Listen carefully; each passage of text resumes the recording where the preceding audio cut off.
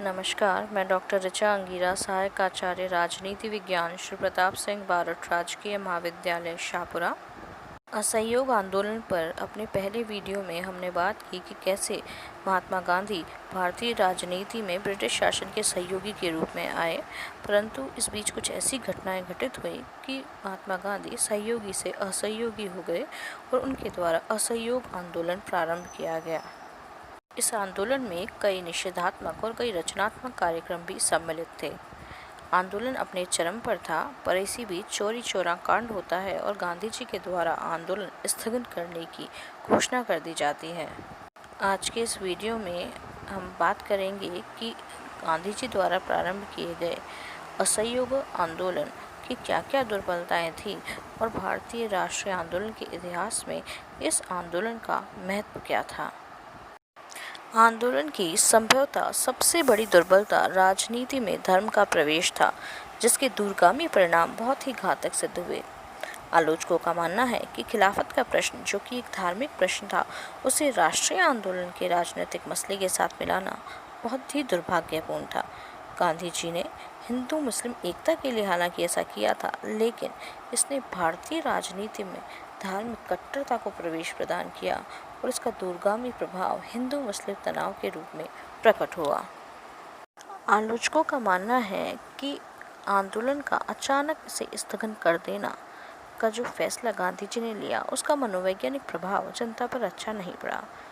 जन मनोवृत्ति को ध्यान में रखते हुए हिंसा की इस तरह की छोटी मोटी घटनाओं को गांधी जी के द्वारा स्वाभाविक समझा जाना चाहिए था।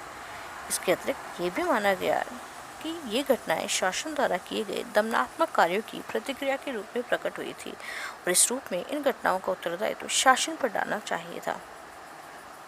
इसीलिए आलोचक मानते हैं कि आंदोलन को सहसा स्थगित कर देना अबुद्धिमत्तापूर्ण था।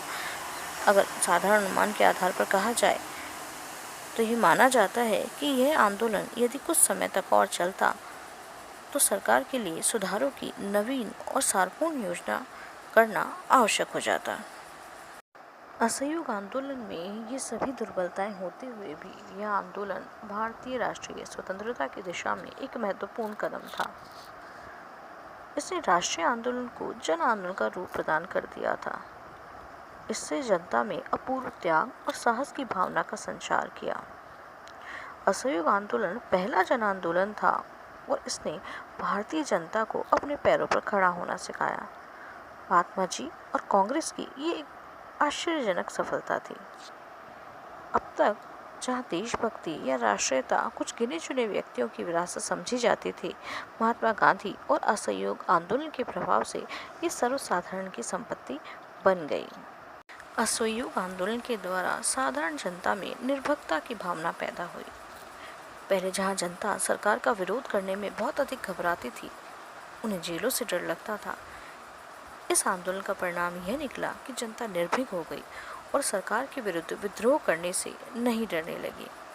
अब सार्वजनिक सभाओं में सरकार की आलोचना करना साधारण सी बात हो गई और हर व्यक्ति, हर बच्चे के मुंह से स्वराज का स्वर उठने लगा। इस आंदोलन का महत्व इस बात में भी है कि जहां इस आंदोलन में एक तरफ निषेधात्मक पक्ष था, जहां हमें सरकारी मशीनरी को ठप करना था, वहीं इसका दूसरा पक्ष रचनात्मक भी था। इन रचनात्मक कार्यक्रमों में जैसे खादी, चरखा कातना, राष्ट्रीय शिक्षण संस्थानों का संचालन, विदेशी माल की बजाय स्वदेशी को अपनाना, इससे देश को बहुत अधिक लाभ पहुंचा और लोगों में स्वदेशी की भावना ने जन्म लिया। इस आंदोलन का एक लाभ यह भी हुआ कि जब तक यह आंदोलन चलता रहा, ब्रिटिश सरकार जनता का पूर्ण सहयोग करने के लिए पूरी तरह प्रयत्नशील रही। इस हेतु उसने 1919 के सुधारों को भी उदारतापूर्वक कार्यान्वित किया और उदारवादियों को अपना हर तरह सहयोग दिया। इस प्रकार असहयोग आंदोलन भारतीय राष्ट्रीय स्वतंत्रता आंदोलन के इतिहास में एक महत्वपूर्ण कदम था, जिसने भारतीय जनता को निर्भीकता प्रदान की, आंदोलन को जन आंदोलन के रूप में तब्दील कर दिया। विभिन्न रचनात्मक कार्यक्रमों के माध्यम से देश का भी विकास हुआ और अब ब्रिटिश शासन को भी यह पता लगने लगा कि इस तरह आंदोलन अगर आगे बढ़ा तो उनकी आगे क्या स्थिति हो सकती है। आज के अपने वीडियो में और पहले की वीडियो में हमने गांधी जी द्वारा और कांग्रेस द्वारा प्रारंभ किए गए असहयोग आंदोलन पर चर्चा की। अगली वीडियो में हम महात्मा गांधी द्वारा चलाए गए अन्य आंदोलनों पर चर्चा करेंगे। धन्यवाद।